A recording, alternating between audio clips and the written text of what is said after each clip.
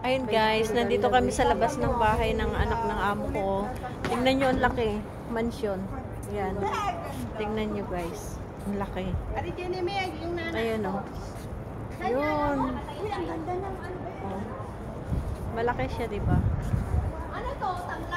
Inihintay namin yung sundo namin.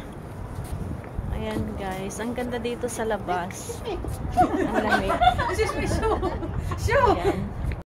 Ayan guys, so. Nandito kami sa bahay ng anak ng amo ko. Ayan. Sala pa lang. Ganda na, diba? Mansion. May ano pa to, second floor saka third floor. Doon sa taas may elevator.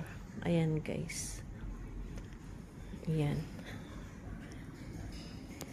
Dito naman papunta dito sa kusina. Ayan. Ayan ang kusina. Ang laki. Ayan guys. Ayan. Ayan. Diba? Ang ganda. Busy yung dalawa.